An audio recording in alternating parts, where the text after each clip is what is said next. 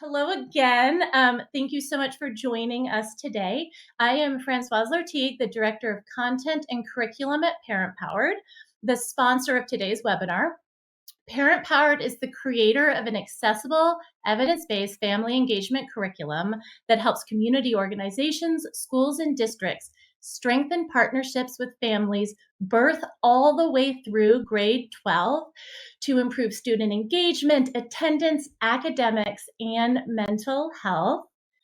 I am joined today by my colleague Rebecca Honig, who is the Chief of Content and Curriculum at Parent Powered, and also Miriam Silman, who is Executive Advisor with the Kentucky Department of Behavioral Health, Developmental and Intellectual Disabilities.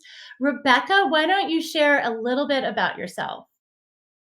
All right, thank you, Fran. Yeah, as Fran mentioned, I'm Rebecca Honig, and I'm the Chief of Content and Curriculum at Parent Powered, where we reach families across the country with ways to support learning and development and really partner with their child's school. And much of that content, especially in our trauma-informed program, really aims to build those protective factors that we know are going to lead to the strong relationships that support mental health and wellness. I came to this work after many years working at Sesame Street, where my focus was on writing books and scripts and parental supports around navigating challenging times. And I spent about a decade teaching in a wide variety of settings. I have 3 kids, all in different phases of adolescence.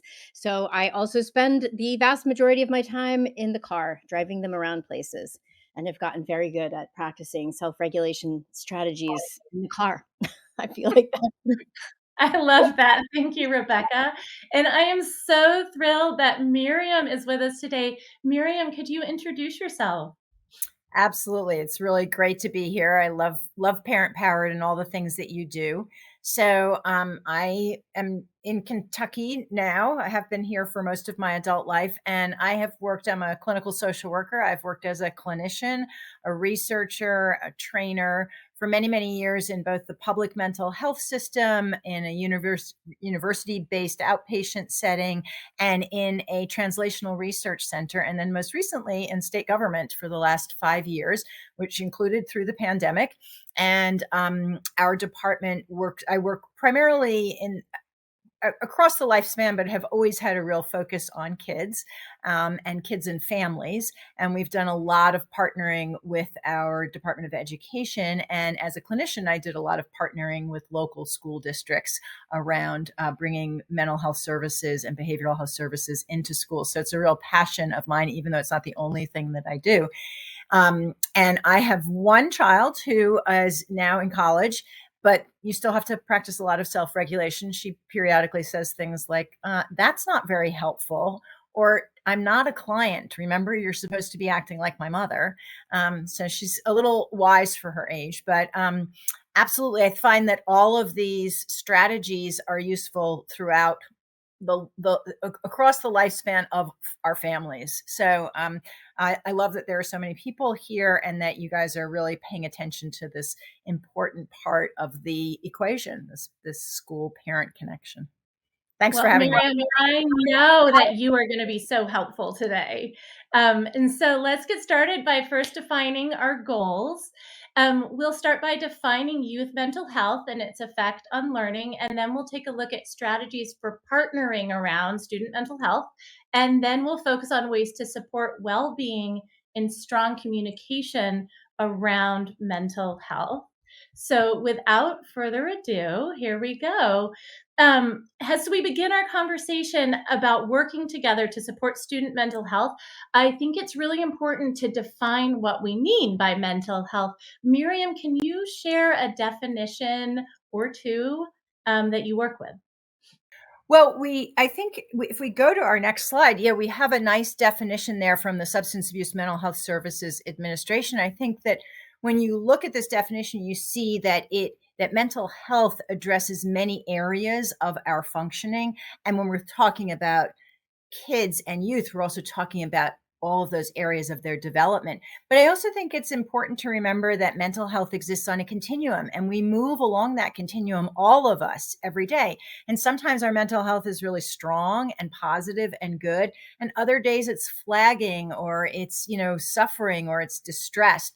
And that's normal, and it's normal for our kids as well. And we may see the impact of those changes in different parts of our functioning and our daily life.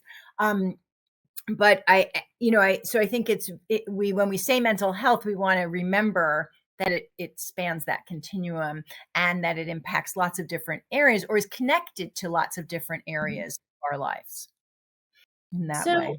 what would you add to this definition when it comes to youth mental health? So I think that youth mental health is so important, because what happens for young people as they are developing and growing sets the stage for how they navigate that continuum for the rest of their life.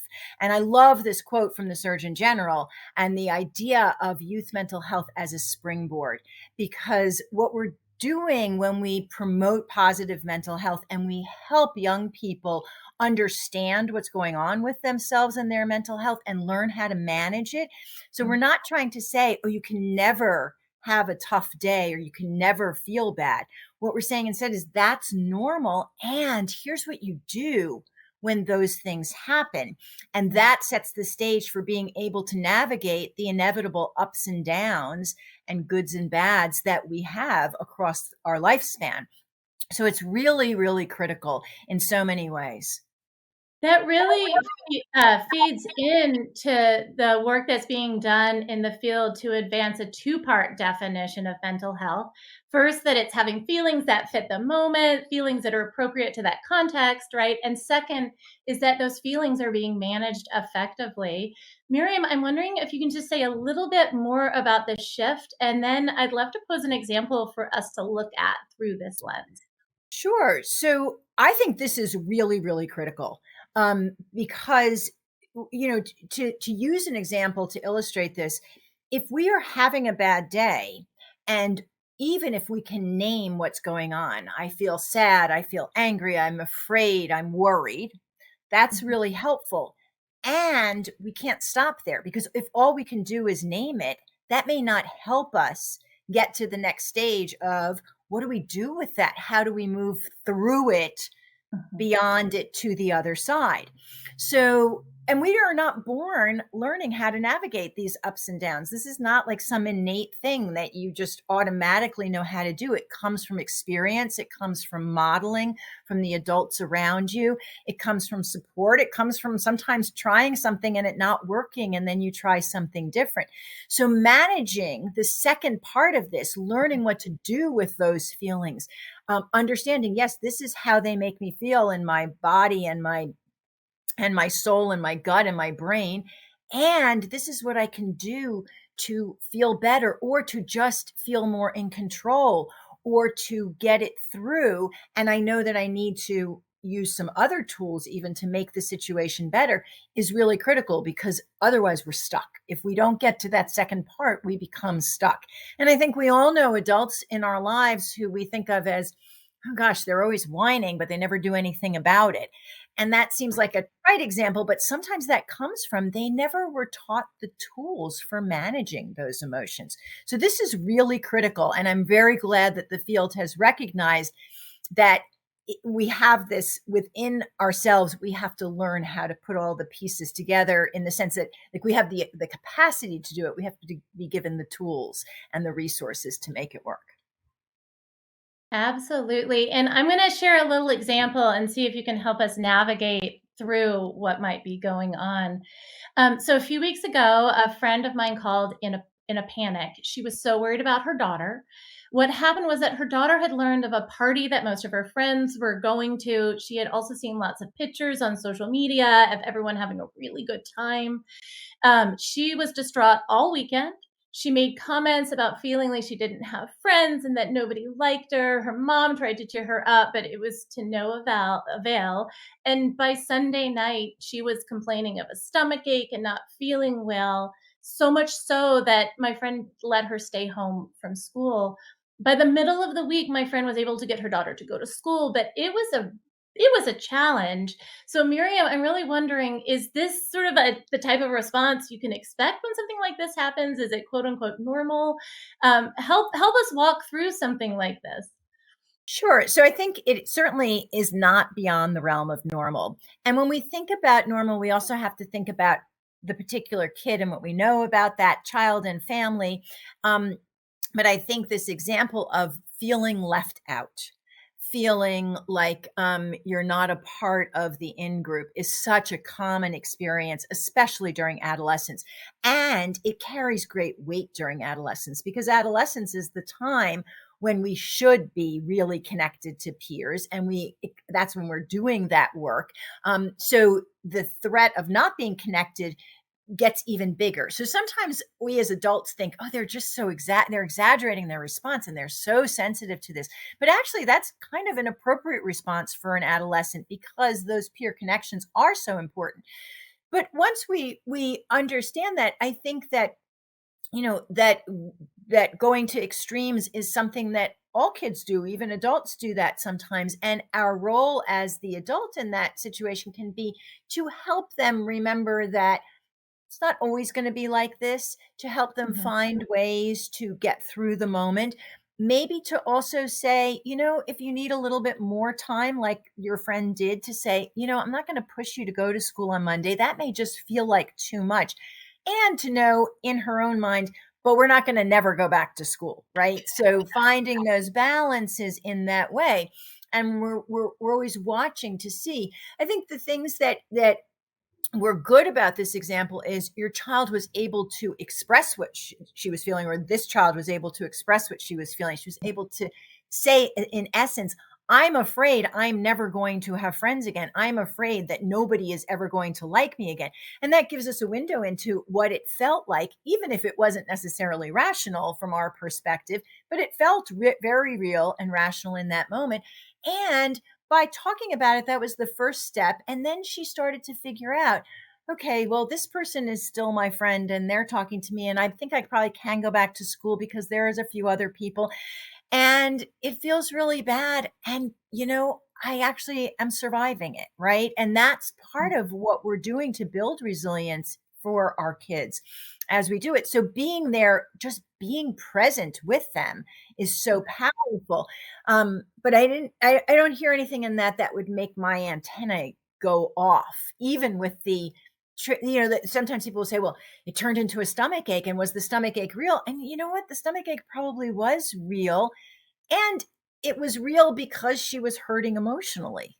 Like those two things are true. There wasn't she didn't have a virus, but she probably shouldn't have gone to school that day and she didn't feel good. And that's okay. So we have to read our kids in that way. I mean, I think it is, it's one of the reasons that we have to stay connected.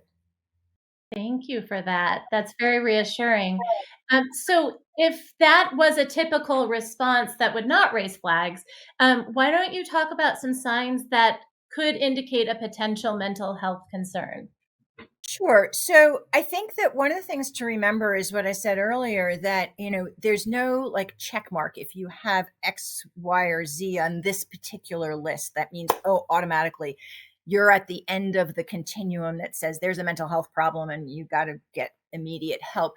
What we're looking for are changes. We're looking for things that don't come and go, that persist and stay chronic, that seem more severe than usual.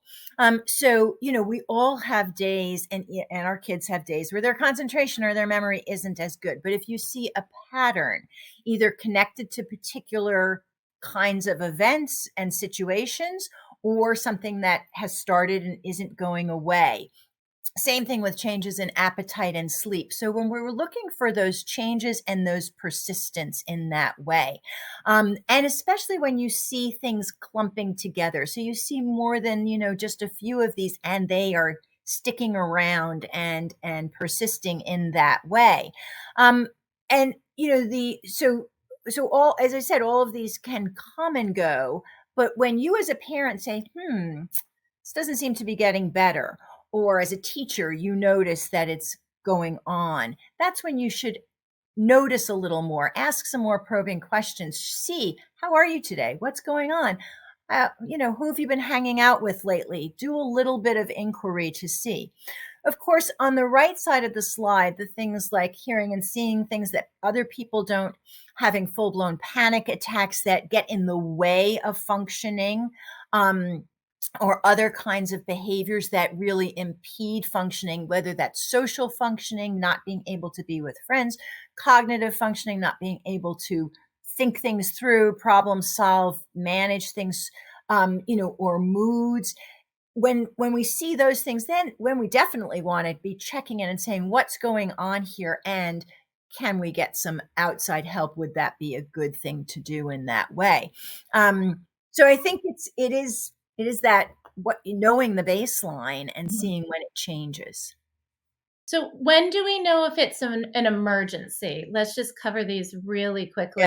Yeah. So the bottom line is that these are all symptoms of kids who may not have a sense of future and may not feel that they are worthwhile, needed, and want to be here. So these are signs that could indicate some risk for self-harm or harm for to others. And so if you see these things, and especially if you see multiples of these, you definitely want to inquire and go speak to a healthcare provider, a behavioral health provider, school counselor, school social worker, school psychologist. So now we're going to dive into mental health within the context of school, and more specifically that homeschool partnership. So Miriam, can you start to walk us through the effect of mental health on learning? Absolutely. So I use this slide to show the kind of two ends of the continuum for stress. So the slide on the left, and this is not just true for kids, this is true for all of us.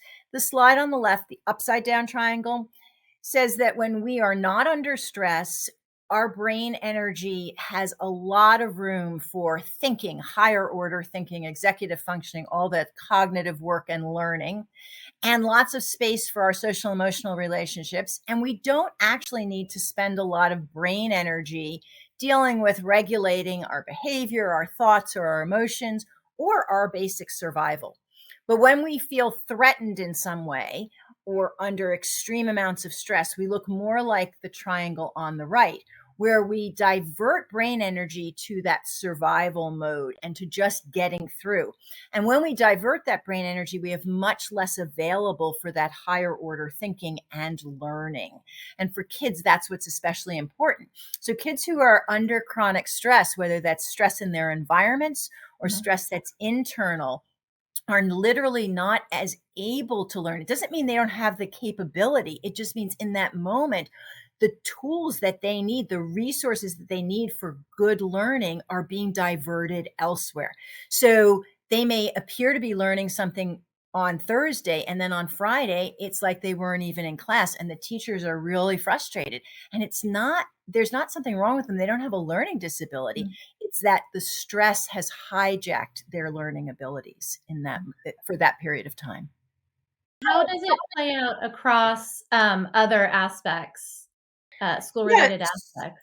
So you can imagine how if your learning and your higher order thinking and your memory is not as strong, you don't have as much brain energy for those things, then your ability to learn, your academic achievement is going to be impaired. But also you saw that second level of social interactions. And that's really critical, because when there aren't strong social supports, we know that then creates more stress, right? So then this becomes a cycle. And when academic learning is not as powerful, it creates more stress. So then it becomes this vicious cycle in a way. And those two things, obviously, your educators know that those are huge risk factors for school completion and then for post-secondary success. And really, this is how chronic stress during childhood impacts us across the lifespan. It's that the ripple effect of that stress and those the mental health effects of the stress impede these other areas that then impede our ability to be successful for the future. Thank you so much, Miriam. And this takes us really nicely into sort of part 2 of our presentation, and that's really focusing in on mental health and the homeschool partnership. So, Rebecca, when we think about supporting student mental health, we know that the homeschool partnership plays an absolutely critical role. Can you talk a bit about why it's such a crucial piece for ensuring strong mental health and wellness for all students, and also a key piece of that puzzle in supporting students who are struggling? Absolutely. And I feel like I can best highlight the critical importance with a personal story from my own childhood. So, when I was in fourth grade, I experienced a sudden loss. So, a classmate of mine who was a very close friend lost her father very suddenly and unexpectedly. And it was my first experience with death. And as is the case for many, it completely fractured my sense of what was possible, that somebody my age could lose a parent and that it could happen very suddenly. And I very distinctly remember that the world from that point on just felt completely out of control. And that was a scary and overwhelming feeling. So I developed, not consciously, but I did develop all of these rituals that gave me a sense of control. And those rituals all happen to be involve even numbers. So, like, I would tell myself, okay, if I touch the light switch with both hands, nothing bad will ever happen to anyone again. And if I only eat even amounts of food, we'll all live happily ever after. I mean, it was all centered around, I think, like that everybody had a partner, that the things were even, nobody was left alone. And it somehow um, became pervasive in all aspects of my life, including, as you can imagine, math class. I would no longer allow myself to write even numbers. So I'd be taking a math test, and if I knew the answer was going to result in an even number, I would either skip the question, or I would like create an alternate equation and process that would somehow result in an even number being the answer, and so that I never had to write odd numbers. And of course, that led to a lot of wrong answers on my tests. And the teacher immediately saw a very steep decline in my math performance. And so, of course, as you can imagine, reached out to my mother, who was surprised to learn that I was suddenly really struggling in math. So I remember she sat me down and we looked at some of the tests, and she was like, I feel like I've seen you answer questions like this before. And we talked, and it came out. I was able to share with her that I did know the answers, but I couldn't write even numbers. And we talked, at length about why that might be the case. Landed on it being connected to this loss. She reached out to the school. She shared this insight with the teacher. And so, as opposed to having a math intervention, I had a kind of a mental health intervention, and worked with the school counselor. Some alternative sort of test taking strategies were put in place for me. I took untimed tests. Uh, and I was able to answer questions verbally for a while until I got back into writing odd numbers. And I bring this up to say that problem was not going to get solved in the classroom alone. That problem was solved through that homeschool partnership, because there were so many players who each held unique insights into my health and well being. And I think about this, and I think about all the things that had to be in place for that connection and that support to happen, right? Like, I had to feel comfortable talking to my family at home about what was going on. My parents needed to be supported in knowing what to ask to get at a deeper understanding of my emotions.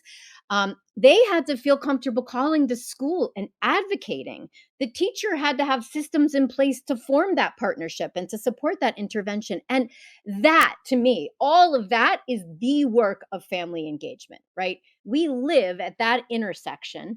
And so when we have strong family engagement practices in place, we are able to support these collaborative interventions that really lead to strong student outcomes and an increase in student mental health. I Well, love that, Rebecca. So, how do we set the stage for everyone coming to the table? Yes, this is where the real work happens, right? So I trust is the number one factor in laying the foundation for partnerships around mental health. And I think we want to name the fact that it is a really vulnerable thing to share about feelings and behaviors related to mental health. We know that there can be stigma, there can be cultural barriers for families with past trauma related to their own education. And there may be a sense that schools are not, in fact, a safe place to share. And so we have to work to overcome those barriers, right? And those stigmas. And so the first thing we can do, I think, is always approach families with curiosity and show them that we are active listeners, right? We want to look for early moments to really demonstrate this. It might be a home visit, it might be at an open house. And the key is to really carve out time, limit our distractions during these interactions so that we can really actively demonstrate that we are here, we are present, we are listening. It's also, I think, really important to be transparent in terms of setting the stage. That might be sharing information about confidentiality and how it works. It can also be letting families know, like when you ask a question about their students' well being, letting them know why you're asking the question. For example, if you're asking a getting to know your family questions, you want to let families know you're asking it because it will help you better address their child's needs. um, there's a lot of research around transparency being critical to that foundational trust happening. Families are far more likely to partner also and to become involved and to feel comfortable if they feel a sense of belonging. And we know this goes for students too. And this can be everything from always ensuring language access, right? Reaching families in their home language is one of the most fundamental ways that we can give a sense of belonging. It's also having places that families can gather together. It's having books on the shelf that represent families' home cultures and lived experiences.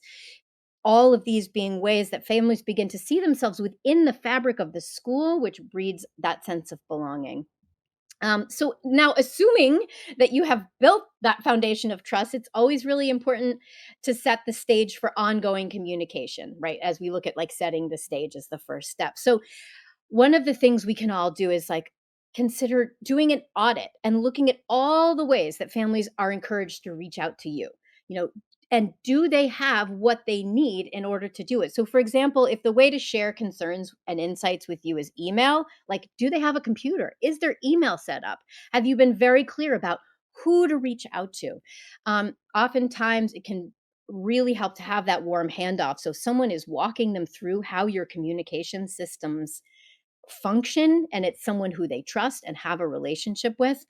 Um, Also orienting families around the kind of response they're going to get, and like what's the wait time, right? Like I can't if we can't speak to families right away, it's letting them know when we can and then really following up. And lastly, as we think about setting the stage for this partnership to happen, I think we all know it's no one person's job to support student mental health, right? It is a partnership. And it is a partnership, and Miriam can speak more to this than I, that extends far beyond the school. So it's having those community based organizations and mental health professionals in place so that you can call for advice when things arise, not only for students and for families, but for staff, for faculty, for educators as well. So we really want to look at setting the table by creating a vast network of support, and looking for opportunities to really bring those organizations and individuals to the table. So they're present at your planning meetings, so that they are participating in your professional development, and a community of support is really being formed. Thank you so much, Rebecca. Miriam, I'm going to shift the table to you and have you talk a little bit about what you think everyone can be doing and saying to support mental health. Sorry, I was muted for a minute there. So I really love what Rebecca said about approaching with curiosity. And part of that curiosity is that we have to know where we are as well, because in order to be a good support for young people, we have to kind of be attuned to ourselves, not kind of, we have to be attuned to ourselves. So these 3 questions are really a great way to get started, to always check in with yourself. How are you feeling in this moment as the adult in this dynamic? What's the best thing that you can do right now? And what might be going on for this student? And those two kind of work together, right? To understand what might be going on for this young person in that moment and how can you help them, but to recognize both what they're feeling and what they're experiencing and how that may be translating into what they're expressing through their behavior or their tone of voice or their resistance to starting something or to finishing something or to being in a group project or to whatever it is. So whether it's an academic expression, or an expression around their academics, or it's something around their social interactions, or it's just their demeanor and their mood. In all of those ways, we read that as a signal that's they're telling us something. And we have to, before we just react and make an assumption, really think through what might be going on, right? Because behavior might look like anger when it's rooted in anxiety or fear, or it might look like defiance when it's rooted in anxiety, right? A child who doesn't want to do their work may not want to do their work because they feel like they can't. And maybe they can't do their work because there's a lot of things happening for them in their environment or internally. And so we're kind of always asking that, going a little deeper and asking that question. So I do think that that reflection is really important in that way. And Rebecca, I heard you bring up active listening, and I'd love for you to dive into the all important listening routines. Yeah. And within the context of mental health, I mean, it's listening routines in every sense of the word, but also, like, I think we can also more specifically talk about listening to routines around feelings, because this really goes such a long way towards creating an environment that really supports students. Um, we want to normalize conversations about emotions in every place that children go, right? At school and at home and out in the community. And so we want everyone to be on board with this. We want teachers doing it. We want parents doing it. We want students doing it. We want administrators doing it for their teachers and with their teachers. And so one way that we can achieve this within the context of the homeschool partnership is by getting everyone behind a set of rituals or habits that involve talking about emotions. Like, we can all be asking the same questions. We can all be engaging in these same routines. So I one of my favorites, and this is one that we include in a lot of our early childhood family engagement supports. Um, both so these would be going both to families, but we also would be orienting educators around them, is a ritual we call "What's the weather?" Right? So just as an example, right? Like, we know in everybody's home routines to do the, like, what should I wear? Well, what's the weather, right? We're talking about the weather outside. We know at circle time, educators are saying, all right, like, what's the weather? And they're getting the picture of the sun and putting it up for the day with little clouds. Well, following that moment, we love to ritualize, what's the weather outside? Now, what's the weather inside, right?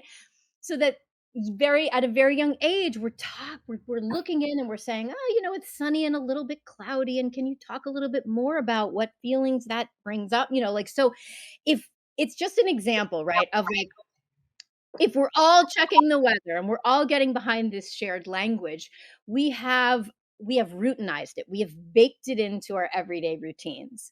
In adolescence, we love to message everybody on, using somewhat of a Likert scale, right? Like, scale of 1 to 10, how was your day? It was an 8. Tell me why you picked that number. And then you use that as a point of entry into a feelings based conversation. So I think I think, like, the takeaway here is, like, we can be using shared strategies, because that, right, how's the weather inside, you could also use at your PD sessions with your educators. I know professionals, adults, who are still asking that, and I love that framing. The other thing we want to make sure that we're doing is that we're not solely relying on a verbal articulation of feelings, right? Like, what kind of visual systems are we using at home and at school? to support students in talking about emotions. So I know many educators are using feeling faces. Well, we have a partner who was just sharing a resource with us where they did that with parents and caregivers as well. And what they did is they actually put feeling faces at the bottom of every homework assignment. And what they ask parents to do is to notice, how did your child seem to feel as they did this work? Parents circles the feeling face, goes back to the teacher. And so that the educator kind of notice patterns that emerge and can use it as a jumping off point to, building a better understanding about kind of a child's emotional temperature. But I love that example because it's like such a shared vocabulary, and it's wonderful way to bridge the homeschool connection. I also think it's important to name that, expressing emotions is a skill that needs to be practiced at home and at school. And I know we all work really hard to do that and build emotional vocabulary.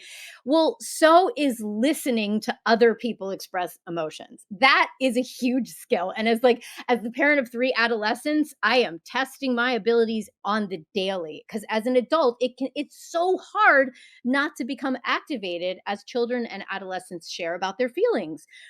But we have to remain calm, right? Because it's by remaining calm that we really show children that we can handle their emotions, which signals to them that they can handle their emotions.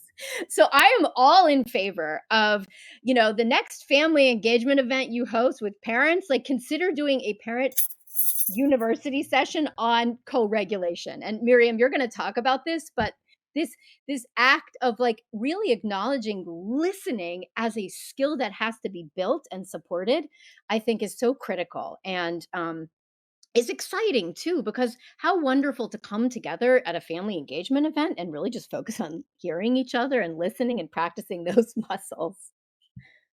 I loved what you said also about, making sure that to the parallel process. So we're doing it for each other as teachers and school staff, but also do it for the parents. Like spend that few minutes checking in with them before you get to whatever's going on with their child. And this feeds really nicely into when Rebecca was talking about regulating some self-regulation strategies. Miriam, you have some of the greatest tips and strategies around. I'd love for you to share some. So great. Absolutely. I mean, I think the first thing that I always remind myself with everybody, not just kids, but especially with kids, is we often say stop. And that's not possible, right? I had a client many years ago when I was a young therapist say to me, if I could stop and calm down, I would have, right? I don't like feeling this way either. But I think that slowing down sometimes is actually what we need, because sometimes when we're in that very activated emotional space, and especially kids, it is just coming out. I have a friend who says it's like it's getting squeezed and it's smushing out on the side, right? And it's never pretty when that happens. And so what we need to do is slow down that squeeze. And so by talking to a kid and saying, hang on, let's slow down. And the best way for us to slow down our minds and our bodies is some deep breathing. And one of the things that we know about breathing that's so beautiful is it can be done anywhere, anytime. Everybody can do it. And when somebody is breathing deeply and intentionally next to you, it's really hard for you not to start to mimic them and match them in that way. Especially, I mean, think about childbirth, right? We blow in people's faces all the time because that's what gets them to blow back. So if you're really proximate and close, it really does help. But this can even work remotely, of just saying, just take a few breaths with me. So I think that is really a wonderful way to start this process of being able to tune in and help that child then identify, what exactly am I feeling? And now what can I do about it? Or where do I need help to do something about it? And it helps us then understand it better instead of jumping to maybe an erroneous assumption in that way. That second thing around grounding is also really important. And I find this is really helpful in schools, because in schools, sometimes kids just, they start leaping ahead to the what if, and they're kind of anticipating what's going to come next and heading it off. And often that happens in a really big way and ends up with some real tensions happening. And so grounding gets us into this immediate moment. And one of the best ways to do grounding with kids when they're upset and activated is to use this five senses grounding activity, where you take a deep breath with the child, and then you say, okay, in your mind's eye, I want you to look around and identify five things. And if you want to say them out loud to me, you can, depending on the child's age.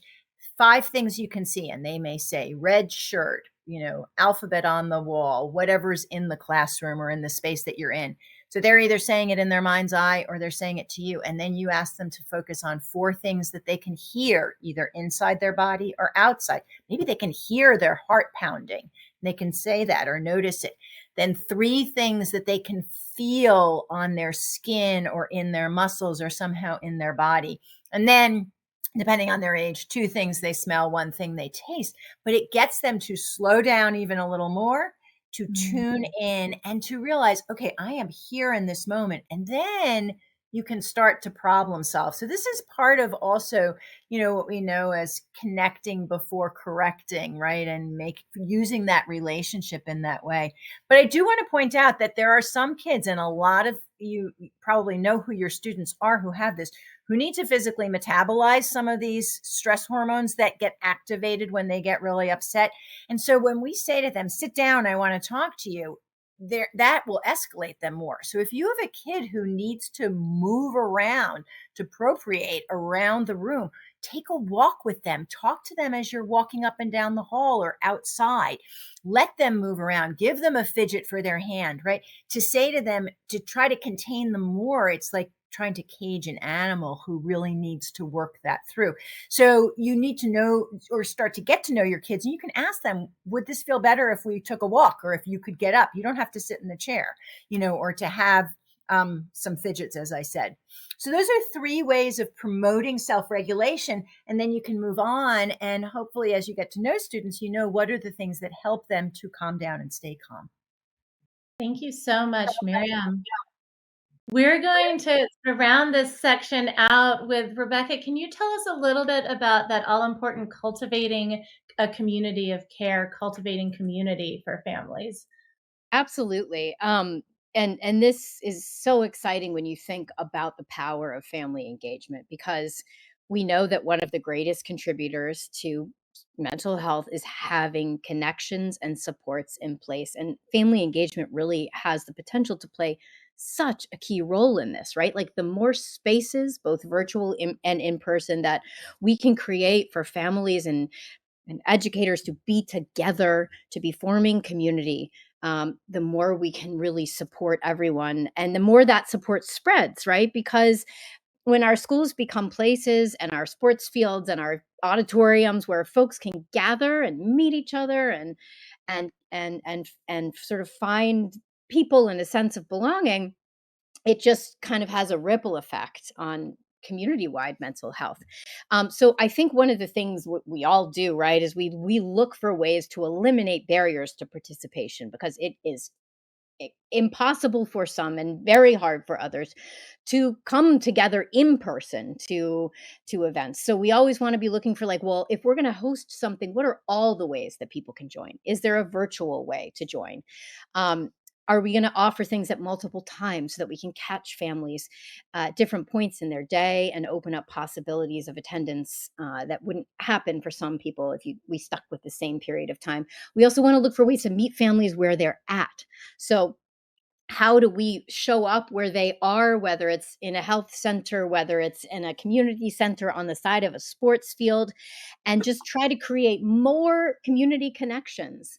I think that possibilities are really infinite, and we see such interesting things happening from our partners as they tell us about ways that they're, setting up little cafes on the sports field so parents can meet and chat.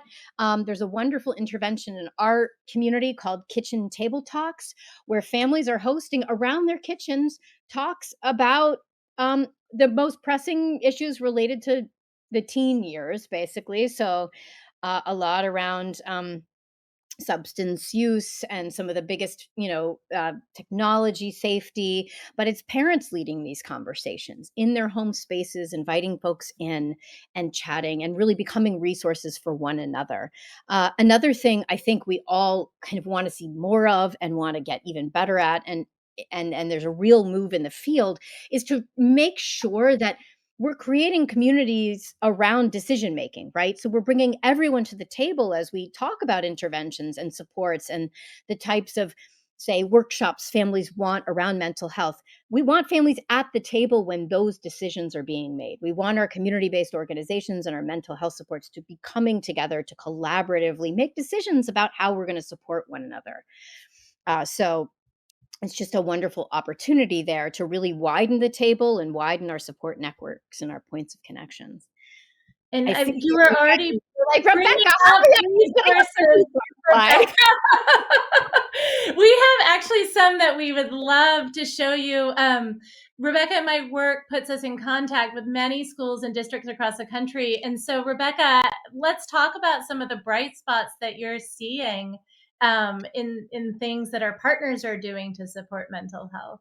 Yeah, in our, as you're saying, Fran, in our trauma informed program, we have a community support stream. So we work with partners to identify like what are the supports you've already created, and we then message families on those supports. So we have up on us our screen right now is something we love from Wisconsin, which the feelings thermometer. And like what I love about this is we not only get at how do you feel and really naming the various emotions associated with levels of increasing levels of intensity, but then what can you do about it? So we actively link to like those self-regulation strategies that Miriam was talking about, and we've started to see our partners actually linking up with families to create custom feeling thermometers, because one child's strategy that works for anger may be different than another. So one way that I love to look at this is like, okay, yes, this exists, but we could also create a personalized one for every child in our classroom, and we could really rely on parents.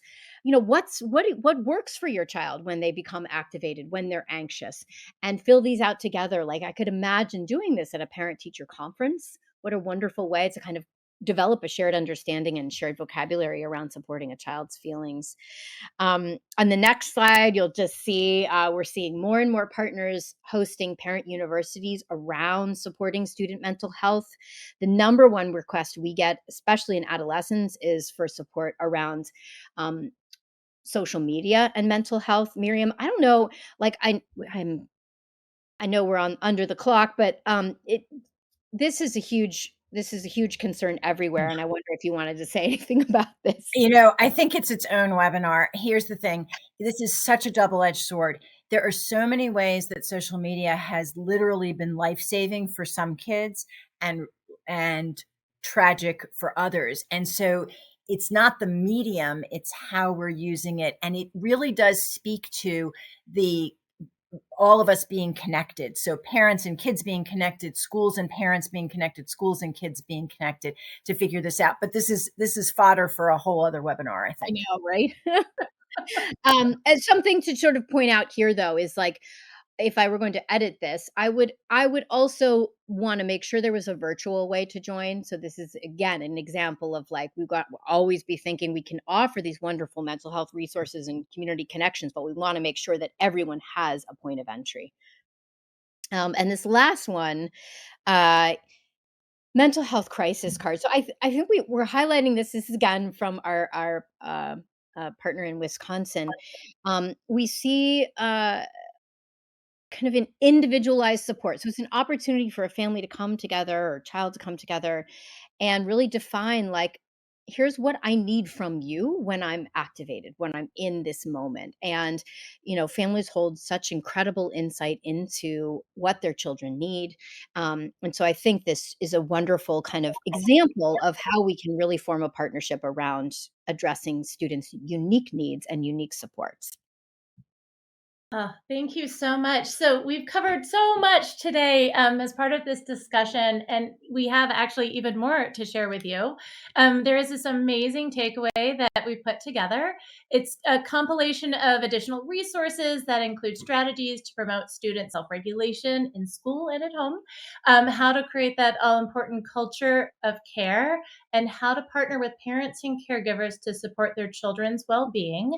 And we'll be putting that link in the chat right now, so you can download it and has a takeaway. We'll also share it with you via email, so keep an eye on your inbox. And now, as we sort of shift gears, it's time to hear from you all. We have some reflection questions about today's presentation, some things for you to think about. Things like, what was useful to you immediately? What's one thing you can do differently tomorrow? What's something you want to learn more about? And what's some things that worry you about integrating this right away?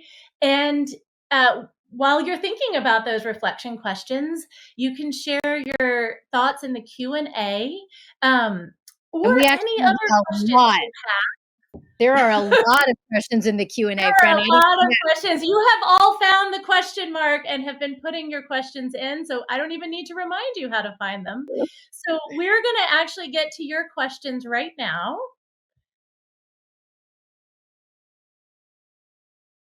There are actually so many. I actually love this one from Adrian Hill. Please give us some words of support to get our students help without stigmatizing them. This is so important. Yeah, and I think that the way that we do that is, first of all, let's start talking about mental health, well-being, resilience, all in resilience in the best sense of the word. There are some complicated ways that it gets used sometimes, but in as part of our vocabulary, but also in ways that, again, recognizes this continuum, and so that we are free to talk about all of this. And we know that some days it may be better, just like some days it's sunny and some days it's rainstorms, and that we understand that that's normal in that way. I think with adults as well. So I think that the normalizing does come from the ongoing conversations around it, and also modeling a little bit of vulnerability. So as teachers, sometimes saying, "Oh, I'm so sorry, I lost my cool, I'm having a stressful day," or in morning circles saying, "I'm a little bit sad today, my dog is sick," or whatever it is that's going on, so that we really are starting to model this and normalize it in that way. This is going to take some time. I think that this is kind of one of the ways that social media has been helpful on one hand, maybe harmful on the other. Rebecca, want to say anything about that? I think you covered it, and there's so many questions. I'm like, let's get through as many as we can. Sure. Um, how do you deal with parents and families who don't believe mental illness is a thing, or that won't accept the possibility because they view it as sort of an attack on their parenting? How do we help those families? Yeah, and I think that this is really, really important. And it really, I think, comes down to that delivery. So part of what we have to realize is when we do outreach with any parent, we really have to be careful about what we're saying and how we're saying it, and be very thoughtful in that way, and ally ourselves. So if we go in with the approach that we want to be a team with you and your child to see how we can be helpful, right? If Rebecca's teacher had called her mother and said, "What's the matter with your kid? She could do math last week and now she can't do math this week. You got to do something about this," as opposed to saying, "I'm a little concerned and a little surprised because ... And then they could problem solve together. Like, those subtle things, I think, make a big, big difference. And parents often who have had bad experiences with school themselves, or in the past, or if they're suffering some mental health things, that defensiveness is going to be there. Like, that makes sense that it's going to be there. So the burden is on us as the school to try and reduce that. Like, we have to take that first step. We can't say, "Well, this is what we have to offer," and they have to get used to it, or we need to do the adjusting, I think. Rebecca, would you like to add anything to that, or shall we keep keep going. Miriam's My so mind. good. So I'm I too just busy listening to her to think of my own answer. I want to, Miriam has that effect on people. I do want to give a really big shout out. So many people are giving positive feedback for the slow down strategy, Miriam. It is a home run for so many of the educators that are on today's presentation. This question from Bob came in. How do teachers deal with very strong, intense feelings that may come up during a feeling sharing exercise? I.e. students reporting trauma in the home, maybe during a whole class discussion.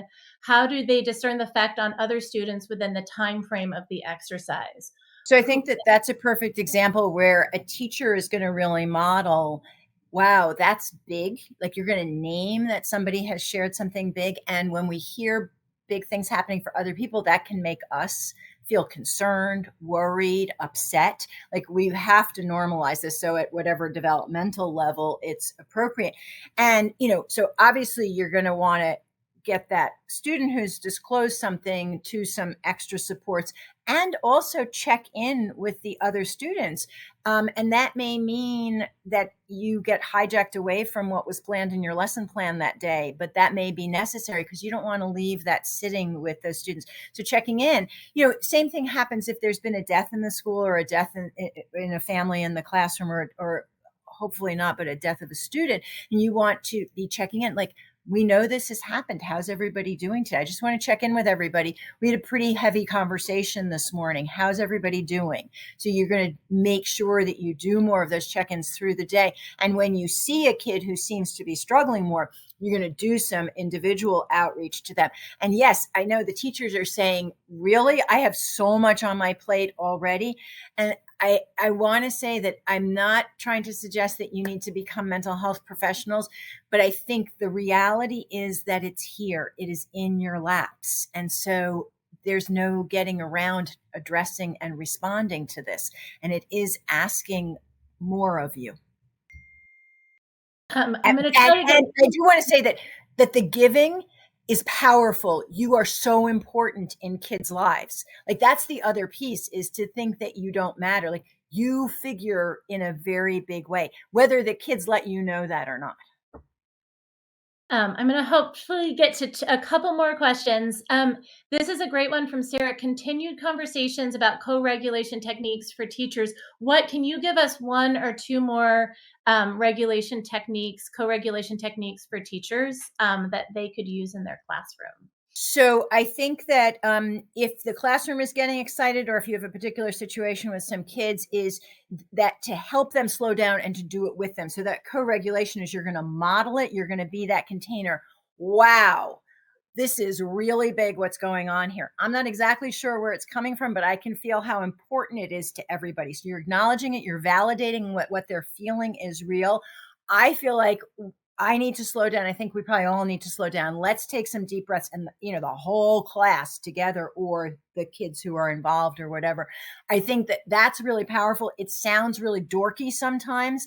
I don't know if that's an appropriate word to use in something like this, but it does sound kind of silly sometimes, but it works and it's powerful. And here's the thing, when you're working with adolescents, a lot of times when they are really, really activated, their adolescent brain is not fully functioning at that moment. They are actually feeling a little bit more out of control and more like a younger kid. And if you approach them with something that feels even a little bit not quite as up to their level, sometimes they actually respond, and they will let you know quickly when they are ready to be back at their level, because they've come back.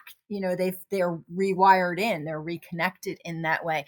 I think co-regulation also can happen. It's much easier to do co-regulation in a moment of activation and tension if you have laid the groundwork where you're routinely talking about these things. So to say, I see, or I feel, or I sense a lot of anger in the space right now, in the room right now. Who can help me figure out what's going on, or how can we address this together, make it part of of a group solution that you're looking for. It's not impossible, but it's harder to do it if there's no baseline reference point between the adult and the kids for doing some of that. Another thing I always found very helpful in the classroom is to also just name and talk about when it doesn't work, right? When a child loses control, to say, "That must have felt really, really lousy to Yeah. be so out of control," and, like, I can relate to that. We can all relate to that, and how are we gonna help each other, get through it next time, but I think there is also that shame and embarrassment factor when it doesn't work out, and it can Absolutely. be very helpful to just talk about it. Um, yeah. And I think that teachers have to be careful at not being like perfect all the time. So it's okay to be a little vulnerable. It's okay to let kids know that you sometimes have lost it or you make a mistake or, all of those kinds of things. I think that's actually a very big piece of co-regulation. And as parents and therapists, we need to do that as well. I'm going to push the limits with one last question because this one is so good. We need like a 1 minute answer. How do you get administrators on board that don't want to look at the mental health side of things, but want to go straight to disciplining behaviors? What's some Well, strategies you can use? I mean, the best thing that I have found is to keep asking them. So basically, how's that working out for you? Is it is it working for these kids, or are you seeing the same kids over and over again? Right? Because that's they want to say, well, the kid isn't learning, and I'm like, well, maybe that's because we're not teaching them in the right way. And we go back to the idea that what's the purpose of discipline? What's the purpose of rules in schools? It's to build healthy, adaptive people who can cope with real life, right? And so I think that one of the things is just to go back to, let's try something different if this is not really working very well. I think that it's very hard sometimes for administrators to let go of these ways of doing things that have always happened. You can find one kid to try something different with and see some success, and don't go for the kid most in need in the school. Go for a kid who you think is really wants to feel different, wants to function differently in the school, and try some different things with that one child, and then start to grow it a little bit organically. Yeah. That's maybe a helpful strategy. I love that so much, Miriam. Unfortunately, we have to be done today. We always joke that we could spend a whole webinar on actual questions and answers. So thank you so much, Miriam, Rebecca, for joining me today. There's so many, and we've got so much great feedback about all the useful tips and great ideas. I just want to say that we at Parent Powered are committed to joining educators in this work, and offering schools, districts, and community organizations an easy way to provide families with evidence-based tips, activities, and resources for at-home learning to build academic skills, support healthy development, and really increase family confidence and involvement. If you have any questions or are interested in learning more about what we do at Parent Powered with our family engagement programs, definitely reach out. The bit.ly link will take you to where you need to go. If you liked this webinar, and want to join more Parent Powered EdWeb webinars on April 9th, Rebecca will be joined by Dr. Mallory Swartz, Dr. Alex Gurn, and Dr. Nisa Kurtman to discuss elevating the voices of Black parents and caregivers, effective practices for partnership and engagement. Well, thank you, Rebecca. Thank you, Miriam. And thank you to all of you for joining us today. We really appreciate your time and your questions and your thoughts, and enjoy the rest of your afternoon or evening.